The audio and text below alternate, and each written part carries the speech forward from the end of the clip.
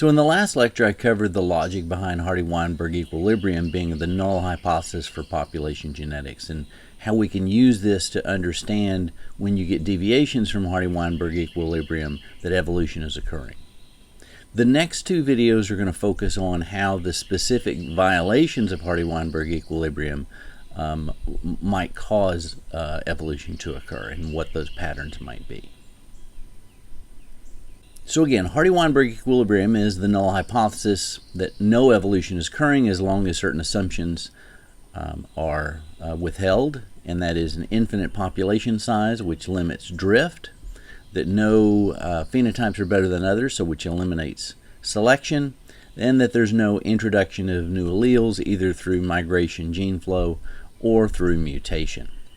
And then remember, there is one final assumption of Hardy-Weinberg, and that is that matings are random. So this video is going to focus on natural selection and mutation. When you see deviations from these from Hardy-Weinberg equilibrium individually and in combination, how can this influence deviations from Hardy-Weinberg? So first I have to kind of have an admission. I've been giving you a simplistic view of natural selection, and all of the examples I've given you so far have been directional selection. And so just to explain what directional selection is, the next series of slides are going to show a very similar graph as shown here on the right. We're going to start off with a population that has some phenotype, and that there's variation in this phenotype, remember, which is one of the first requirements for natural selection to be able to operate. And we're going to assume that this phenotypic variation is linked to genetic variability as well, so that this trait is heritable. And if there's directional selection, we're going to see a relationship like this, shown in B, such that one extreme phenotype has higher fitness than the other less extreme phenotypes. That this is a fitness curve associated with what we call directional selection. And if this pattern persists, what we should see is the population that originally showed this distribution of the phenotype should shift to the right. So the average, whatever this phenotype was before, was below 7, and now it's about 7.5. Okay, so that's a simplified explanation of directional selection. So we're seeing the increase in frequency of one extreme phenotype, and that could be associated with homozygous genotypes associated with the most favorable allele. And here's a diagram again that kind of shows you how that would occur. Let's say we start off with an initial frequency of these two B alleles, with B1 and being more common at 60%. We form zygotes that produce this distribution of genotypes. But between the formation of the zygotes and the development of juvenile individuals, there are some problems associated with two of these genotypes. If you're homozygous for B2, you have a much lower probability of surviving. Maybe there's some developmental abnormalities. Maybe these individuals are more prone to predation in early stages of life. Whatever it is, the more of the B2 alleles, the worse it is. If you're heterozygous, you have 25% death, but if you're homozygous for it, you have 50% death. That would result in the formation of juveniles changing from the distribution of the zygotes formed. So we're seeing a reduced representation of the B2 allele, and if that persists into adulthood, when we form gametes, we're going to see fewer of the B2 alleles being used there are going to be fewer of the B2 alleles in this population, and those are going to be represented by fewer sperm and egg to form the next generation as well. So that's an example of directional selection.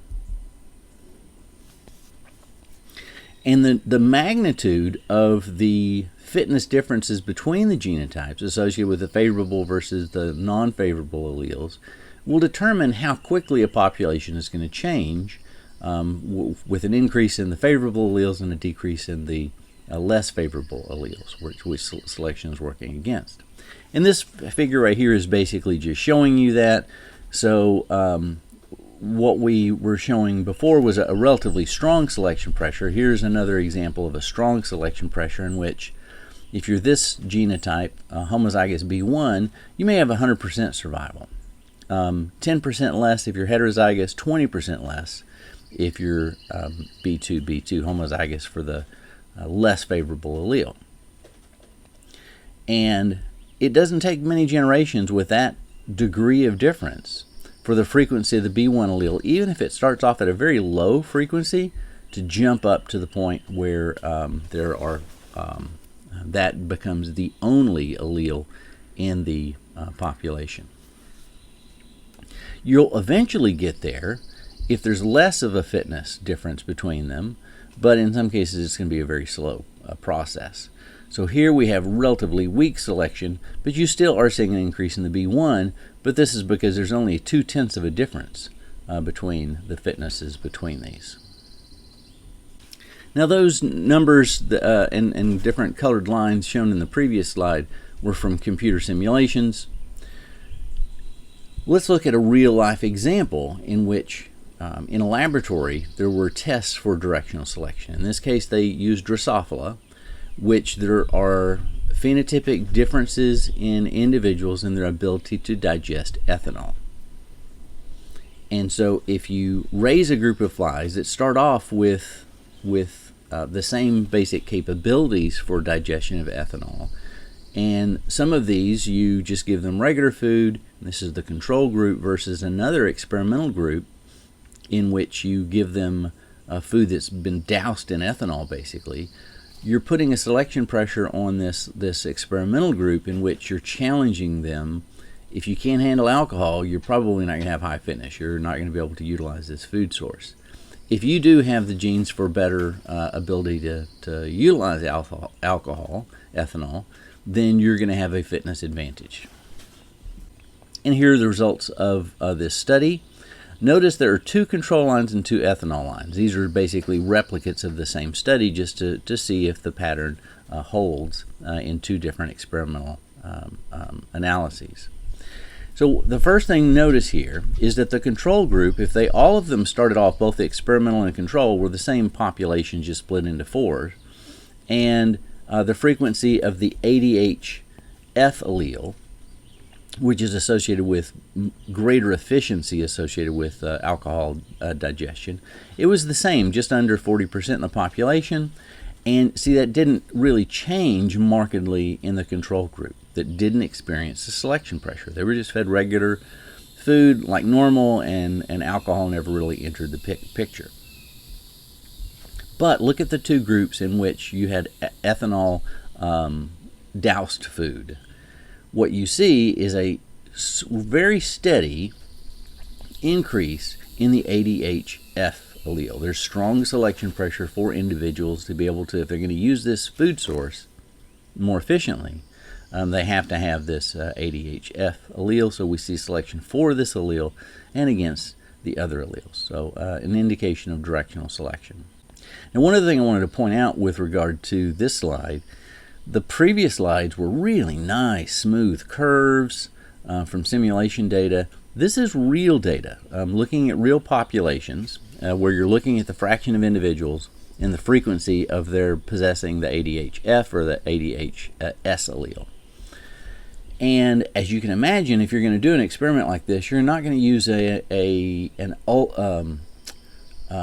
infinite population size, right? You're going to have a certain number of flies broken up into each of these groups that you can actually do the genetic work on. So it's a relatively small sample size. That's why we see generation to generation, sometimes going up and sometimes going down, but basically a random pattern, generation to generation to some degree. The overall pattern is this is a straight line, right? The overall pattern for both of these is it's an increasing line, but you don't see them exactly hitting the same marks, and that's because they used a relatively small population size in these calculations.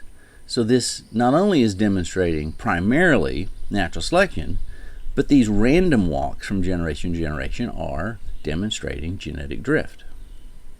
All right, let's complicate this a little bit by talking about exactly how the heritability of a trait might work with regard to how quickly directional selection will lead to an increase in the allele and what is the eventual outcome of an allele. Does it go to fixation in a population, meaning it becomes 100% and that locus is no longer polymorphic, or are multiple alleles maintained in the habitat under certain circumstances?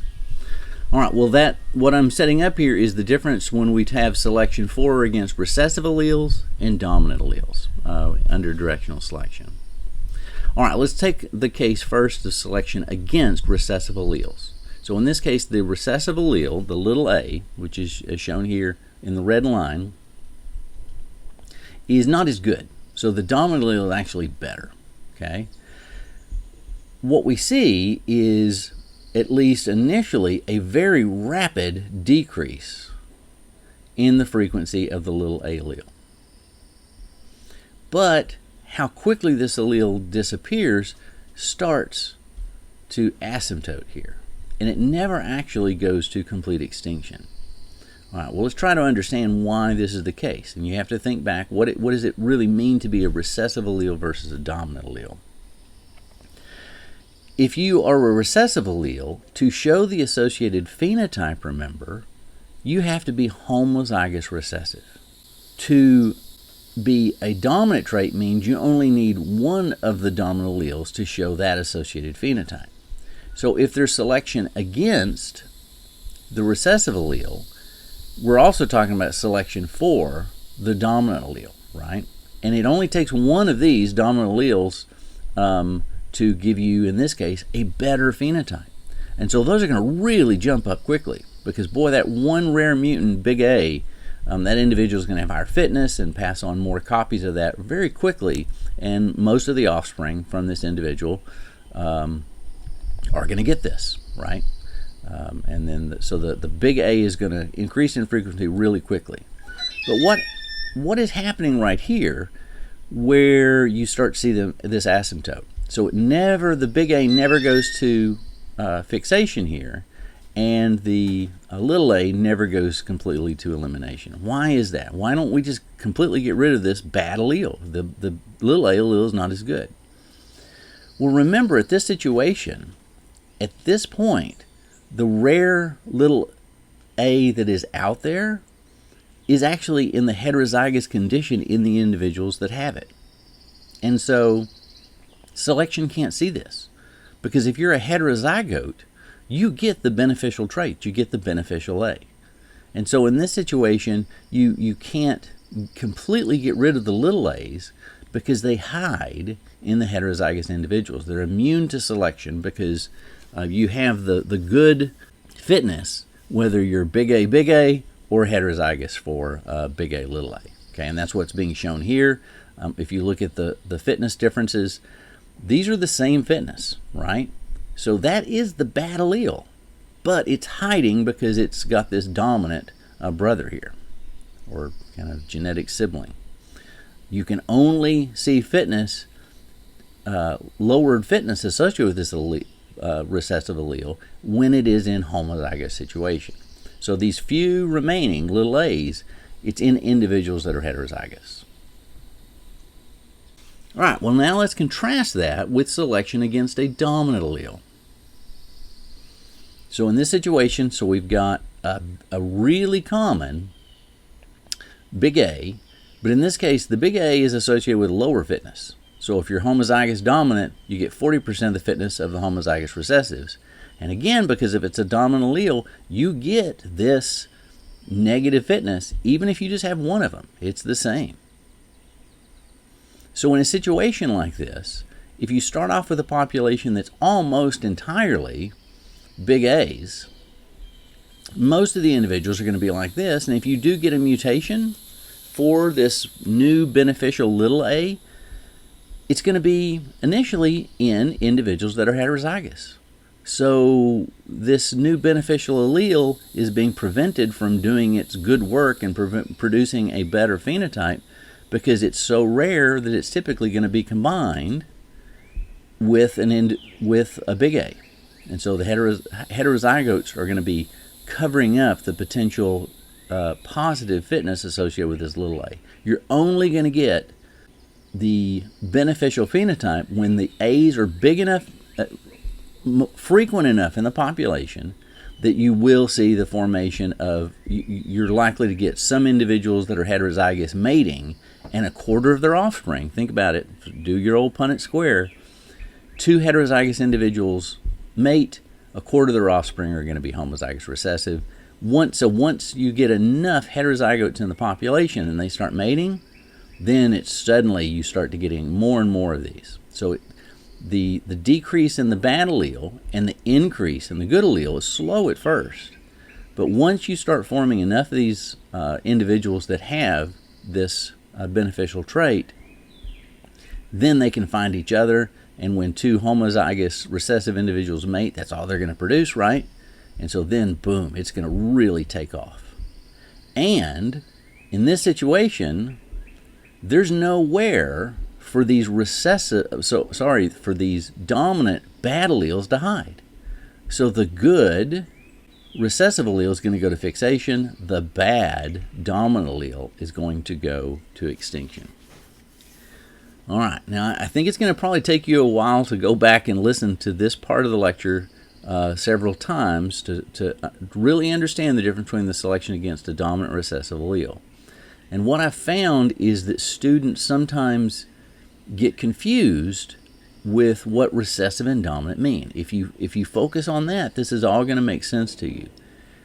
Don't think, however, that a dominant allele is always good. Don't think that dominance is good and recessive is bad.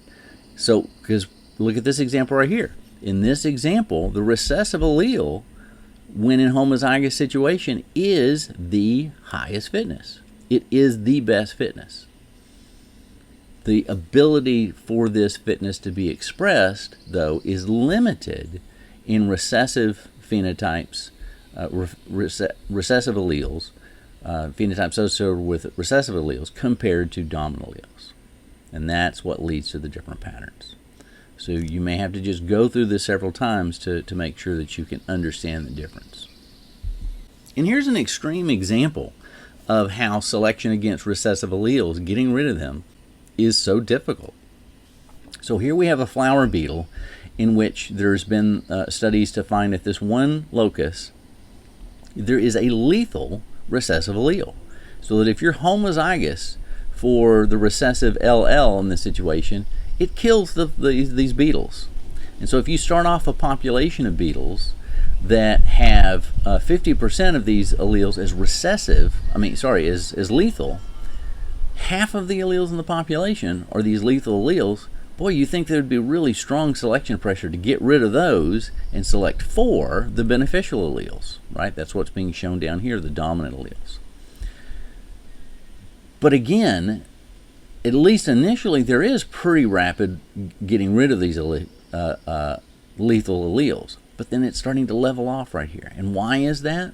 Because at this point, the individuals that maintain this recessive allele, they're not having to deal with the negative consequences of this. Their fitness is just as good as these individuals that are homozygous dominant because these are heterozygotes. They still have the dominant allele that's keeping them from dying. They do have one lethal recessive allele, but because it's recessive, it's not going to be expressed. They still have the dominant allele to take care of themselves. So what we would call these heterozygotes carrying these lethal alleles at this point right here, and that are going to persist in the population, right? There's no way to completely get rid of them strictly by natural selection. They're carriers for this recessive, deleterious recessive allele. They're carriers in the heterozygous situation. So that's a little bit more detail about directional selection and some of the more complicated ways that you have to think about directional selection working, whether you're talking about dominant recessive alleles or incomplete dominance situations. There are other patterns of selection, however. Perhaps we start off with a population, again, that has some variability in a trait. But instead of one extreme phenotype being better, both of the extremes are not as good as the intermediate. So there's the preferred phenotype is an intermediate, which might be associated with, say, heterozygotes. And so sometimes this is referred to as heterozygote superiority as the genetic basis for this. But overall, this is called balancing selection or stabilizing selection. And what you should see in a population that is experiencing this selection pressure is selection against both extremes and a selection for intermediate phenotypes. So here's an example of this. So in Papua New Guinea, this one group of people, for a while they had ceremonial eating of their dead, ritualized eating of the dead as part of their burial ceremonies culturally. And the men typically would eat, most of the muscles. They would get kind of the good parts of the dead person. And the women tended to eat more of the internal organs, which included the brains. Okay, and this is not a good thing to do. There are brains and cerebrospinal fluid can carry these, not even really viral particles. They're these infectious proteins called prion. And so the women were being exposed to these prions and were suffering from this disease called Kuru. It's a neurological disease similar to what mad cow disease is. And it's a really bad disease, and they had really high mortality rates. And again, much more in women than men.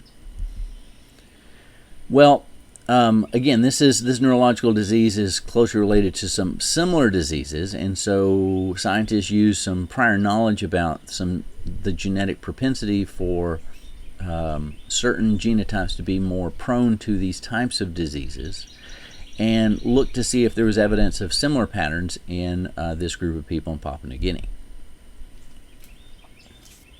So they compared at this one gene locus the allelic variation of women in the population. And what they observed was that there was a high frequency of individuals that were heterozygous. So there was a one replacement substitution mutation that differed between these two alleles. It's whether you had two methionine, two valine, or were heterozygous for one copy having methionine and one copy having valine in this one location. So this is what was observed in the population of the women that didn't get sick, didn't die from Kuru. All right. If you do Hardy-Weinberg on these numbers, and you can do this, I've taught you how to do it, this is what the expectations are associated with that. Okay, so the key difference here is look at how many more observed heterozygotes you get than expected. So this is evidence, and if you do the calculations and you do the chi-square test, you can see that this really is a violation of Hardy-Weinberg expectations. So there's evidence that heterozygotes are overrepresented in the surviving population, which makes sense for what researchers knew about this gene's effect with similar neurological diseases. So it suggests that heterozygotes, in this case, were adaptive, that this led to higher fitness, higher survivorship. Okay, so this would be an example of stabilizing or balancing selection. Now, interestingly, this ritualized eating of the dead is no longer a cultural practice, and Kuru is no longer a problem. So the question is, when you remove that selection pressure, remember, Hardy-Weinberg equilibrium says after just one generation of random mating and those other assumptions being met, you should reach Hardy-Weinberg equilibrium. So is this population now in Hardy-Weinberg equilibrium? Well, if you look at it now, the observed really closely match the expected. So indicating that that this population now for this locus is back in Hardy-Weinberg equilibrium, and there is a stable state of the preservation of both of these alleles in the population. Here's another example of how stabilizing selection can work, or balancing selection. This example involves what are called gall-making flies. These gall-making flies, the females will lay their eggs into goldenrod, and that induces the plant to produce these galls. which is shown on here on the right. This serves as a protective chamber for the developing larva to develop and forage on the plant tissue that is being produced inside of these galls. And it turns out, if you study the genetics of these flies, some flies tend to have genes that interact with the plant tissue to cause it to make a small gall, and others have the genetics associated with making a large gall. So there's variation in the population in gall size, and this trait is heritable. All right, well, let's look at the selection pressures associated with, if you're a larva and you're developing in this gall, what could contribute to your likelihood of survival? Well, one of the things is parasitoid wasps. Parasitoid wasps are wasps that lay their eggs onto the developing larva of other insects, usually other organisms, and then the wasp larva, when they hatch, they eat the other larva. Okay, so this is not a good thing if you're a gall-making fly. You want to avoid these. And it turns out that your likelihood of being parasitized, your gall being parasitized by one of these wasps, is really high if it's a small gall. So this x-axis here is the size of the gall that is produced by the fly. If you produce a really big gall, then your chances of attracting one of these parasitoid wasps is greatly reduced, and so there's higher survival for larvae. Okay, you may be thinking, well, that sounds like directional selection to me. I thought this was an example of stabilizing selection. See, that's not the only fitness consequence associated with gall size. Woodpeckers also like to munch on the larvae associated with some of these galls, but you see, the woodpeckers say, I don't care, I'm not going to mess with these teeny tiny galls, that's not worth my effort. But those big galls, man, they got a lot of yummy larvae in them, so I'm going to really preferentially target those. So, if you're talking about wasps, boy, you sure don't want to be in a small gall. If you're talking about woodpeckers, you sure don't want to be in a big gall. So this is kind of a Goldilocks situation, right? The balance of these selection pressures is such that you want to be kind of an intermediate sized gall. You're not nearly as attractive to the woodpeckers, and you're less likely to be attacked by these parasitoid wasps. And if you track a population, you see that the variation does change in the population, getting rid of the extremes, focusing on the intermediate size, maybe going a little bit off of just strictly the medium-sized gull to slightly larger, indicating that of these two selection pressures, given that it's kind of centered off here to the right, it's much worse to get hit by the galls. The parasitoid wasps. And so if you're going to pick an exact size, you want it to be medium, but you want it to be kind of biggish side of a medium.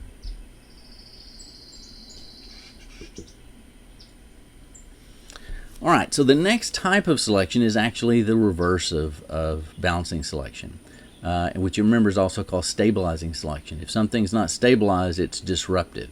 And so disruptive selection, think about it as being the opposite of stabilizing selection. And if you look at the figure here, remember stabilizing selection was nice bell-shaped curve. We've completely inverted that here in the case of disruptive selection. What this means is you can have really high fitness if you're this extreme, or you can have really high fitness if you're this extreme. You just don't want to be intermediate. So what that's going to do to an initial frequency distribution like this is it's going to squish it down and lead to an increase eventually in the extremes of both sides. So this is just showing kind of an intermediate phase of this. If this pattern persisted, you ended up getting really large bar here and a really large bar here and nothing in the middle. So because of this selective advantage going to the different extreme phenotypes, you're going to maintain genetic diversity in this population as a whole. Now, that was also the case with stabilizing selection, I forgot to mention, that especially if it's associated with the heterozygous phenotype, you're going to be maintaining, to be a heterozygote, you got to have both, you got to have at least two alleles in the system, right? Well, in this situation, you're probably going to be selecting for homozygous of the two alleles of each type. So that's still going to maintain genetic diversity in the population, just how that is made up in the different genotypes is going to differ between disruptive and stabilizing. And think about it, if this pattern persists long enough, this selection pattern, and you're a one extreme, and you have the chance of mating with an individual that has the same extreme trait as you, or the opposite extreme of that trait, you don't want to mate with the individual that doesn't look like you, right? Because if this is a trait that the intermediate phenotype is associated with heterozygotes, you're liable to form heterozygotes if you mate with an individual that has the exact opposite genetics of you. So this tends to lead to reproductive isolation, where we see what's called positive assortative mating. Individuals of the same phenotype only mate with themselves, and so this could lead to speciation. However, I will say that this type of selection appears to be fairly rare. There aren't a lot of good examples of this. Here's one of them, though. So if you look at black-bellied seed eaters, this African species of bird, you see that lower mandible size, if you start off with a population that shows quite a bit of variation, you see that individuals of this size and this size tend to have higher survivorship, and that's what's being shown here. These survived, not the intermediates, kind of closer to the extremes. It is interesting, though, that this pattern is kind of like demonstrating two different patterns at once. The overall pattern is you need to have a lower mandible that's really wide or really narrow, but not exactly the extremes. There's variation among both of the small ones and the large ones, so that there's more stabilizing selection within each morph of the two extremes. So overall, this is an example of disruptive selection. Within each individual morph, it's kind of an example of stabilizing selection. Okay, so we've talked about different patterns of selection: directional selection, stabilizing selection, and disruptive selection. And in those situations, the trait, its fitness is going to be the same as long as the environment basically is the same, right? So it's facing the same selection pressure changes. There are other ways selection can work on traits, though, and some traits are what we call frequency-dependent traits, meaning the selective advantage of a genotype may depend on how common it is. So in some cases, the favorable allele may be the one that's the most common. In other cases, the best allele might be that one that is rare. So the last example I gave is what's called negative frequency-dependent selection. Negative frequency-dependent selection means the rarer an allele is, the more beneficial it becomes. Now think about what this is going to do. It's going to lead to a balance of multiple alleles in the system. Because as one allele increases in frequency, it becomes less common, and that leads to an increase in another one. You wouldn't see the fixation of one allele in a system, because then it's the most common by far. There's always going to be an increase in fitness for a rare allele in this situation. And what it tends to work out to is some type of balance. So a classic example of this are in these fish called scale-eating fishes. These fish, as their name implies, they sneak up from the tail end of another fish, and they sneak up either on the left side or the right side to take a quick bite of some of their scales before they swim off. And it turns out that in the population, some individuals are right-mouthed and some are left-mouthed, meaning their mouths are not really symmetrical on their face. If you see them from the front, one of them, the left-mouthed fishes, their lips are kind of curved off to the left. The right-mouthed fishes, their mouth has got kind of a twist to the right. So that's actually beneficial, because if you are a right-mouthed fish, you're going to sneak up on the left side of your prey, because your right mouth is kind of facing that side already, so it's going to be easier for you to take a quick bite out of them. All right, well, let's say that you are in a situation where you've got a high frequency of right-mouthed fishes. Most of the fish in the population are right-mouthed fish. If that's a situation, if you're the fish that is one of the prey species, you're constantly going to be looking on your left side for these suckers that are coming up and biting you. So that is going to be a hindrance to those really common right mouth fishes. The very rare left mouth fish in the population is going to be able to sneak up much more efficiently and take a bite out of those fish because they're constantly paying attention to the left side and they're sneaking up on the right side. So at least when the right mouth fish is rare, when the right mouth fish is common over here, the fitness of the right mouth fish is low. The fitness of the left mouth fish here in blue is much higher. But again, as this fitness increases in the left mouth fish, right? As they increase, eventually there's going to be a meeting of the fitnesses of the left and the right mouth fishes. So that if you become too common as a left mouth fish, then the prey fish are going to be constantly looking on the right side. That's going to give the advantage to the right mouth fishes. And that's what's being shown here. If you look year to year or season to season, you tend to see them bouncing back and forth right around 50%. So here we've got an example of a left mouth fish sneaking up on the right side of this fish. Here we have an example of a right mouth fish sneaking up on the left side of this fish. If you're too common of one type, the fish are going to be more prone to those attacks and you're going to be less successful. So it turns out that there's equal fitness right around 50%.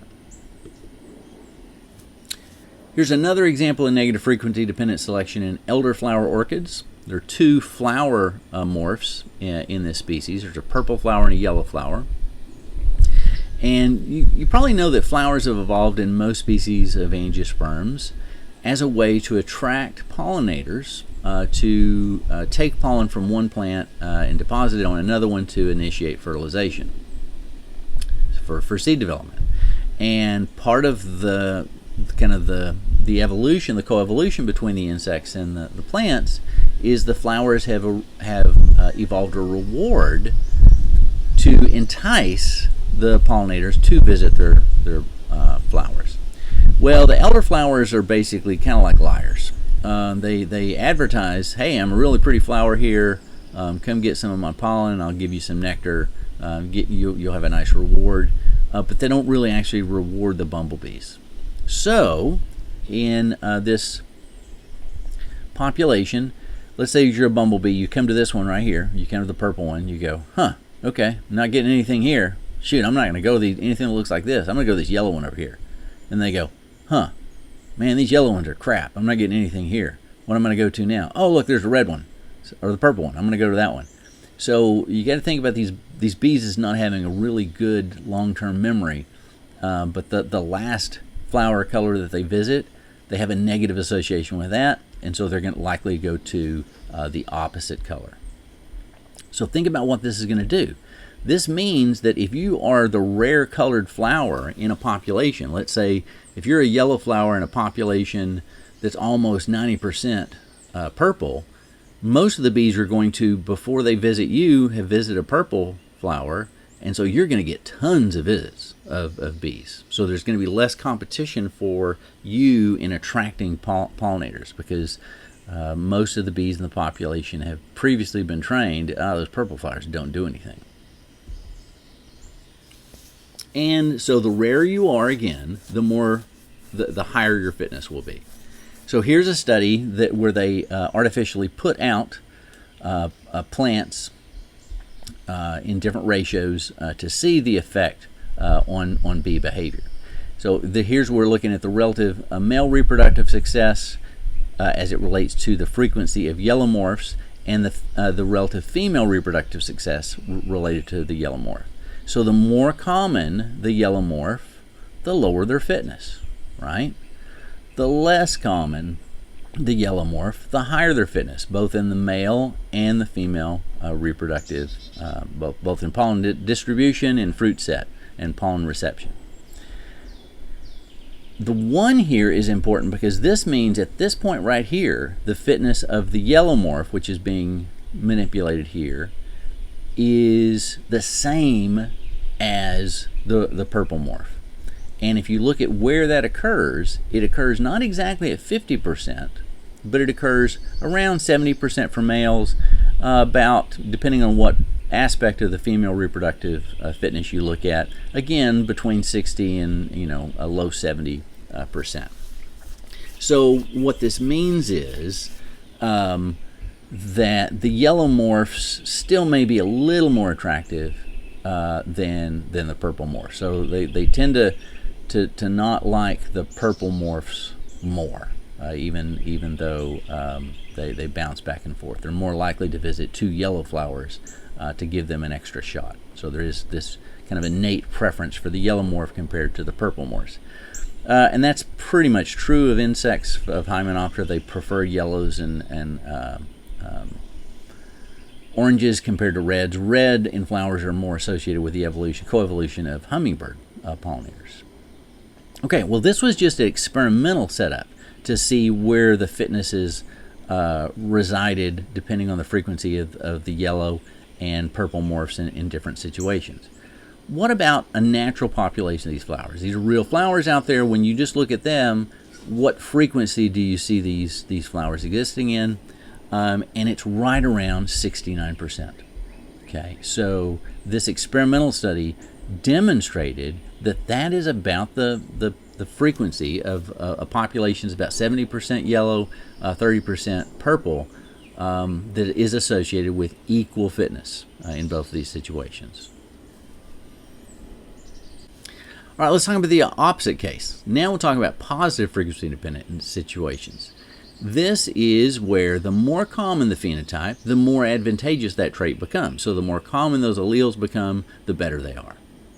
And a classic example of this is aposematic coloration, something like butterflies or social insects.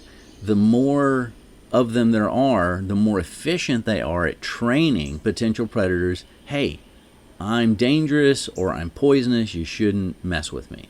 So as the frequency of bright butterflies that are signaling their toxicity, because that's what aposematic coloration is, it's warning signals saying I'm not a worthy prey. I'm either going to make you sick or I'm going to hurt you. If you're a rare individual and you train one predator well, you're not going to have high fitness. If you get munched because of that, that's not going to be high fitness. In a large population, a small number of individuals may die in the training of predator, but overall the fitness of that trait for most individuals in the population is going to be high.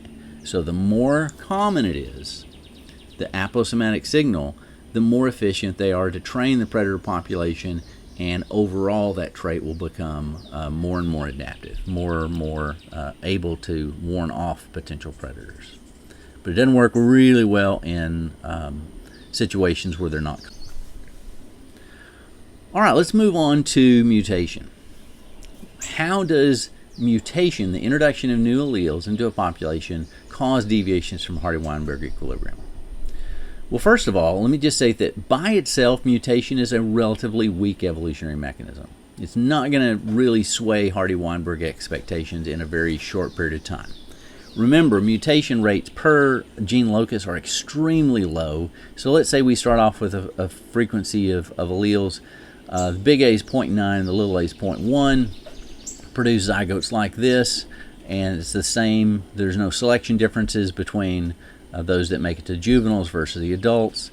But then when these adults are producing gametes, we see that there's a mutation from the dominant to the recessive at 1 for every 10,000 individual gametes is produced.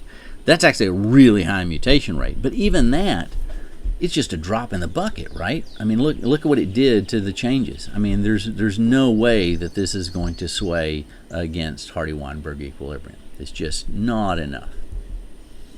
However, that's looking at it at a one generation time. If over a long period of time there aren't any other evolutionary mechanisms operating, sure enough, yeah, you can start to see some changes if you have, say, a predictable, consistent mutation rate. You could see what was an initial high frequency of this big A being slowly replaced by other alleles that occur because of mutation. But it's a relatively slow process. But here's the deal. When we see deviations in Hardy-Weinberg due to natural selection, it's because there was something to work with, right? So when you combine mutations with selection, that's where you see some rapid changes. So mutations by themselves not effective, but mutations being the raw material on which natural selection can act can lead to some pretty quick changes. And here's a study that showed this in some more flies in which they modified their diet to be initially all starting basically the same. So you inbred them to get their genetics to be very similar.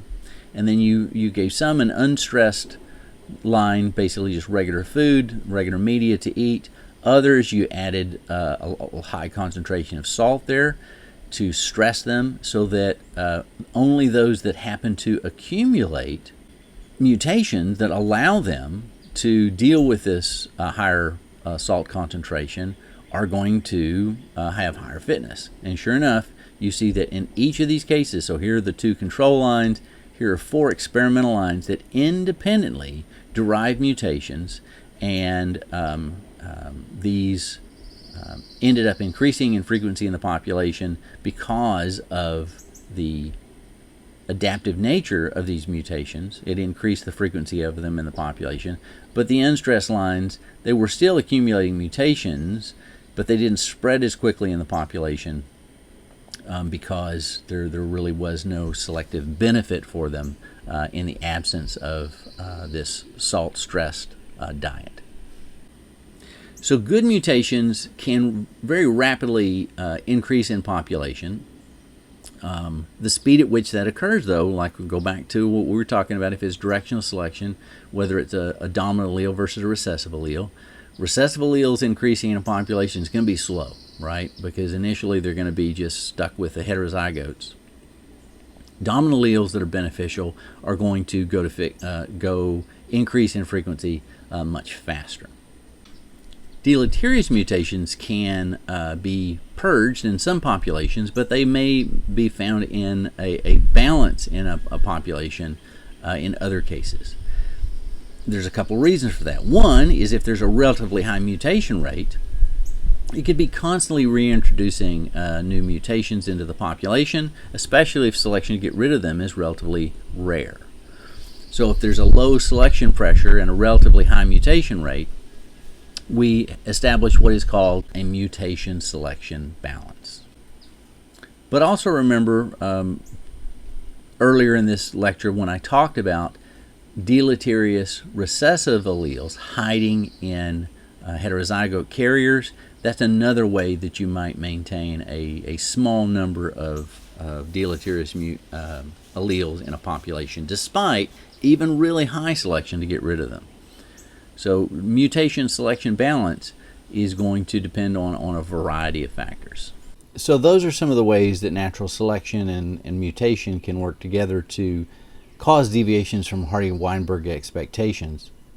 The next video will take a similar approach, but we'll focus on gene flow and genetic drift, in addition to random mating and how that interacts with Hardy-Weinberg expectations.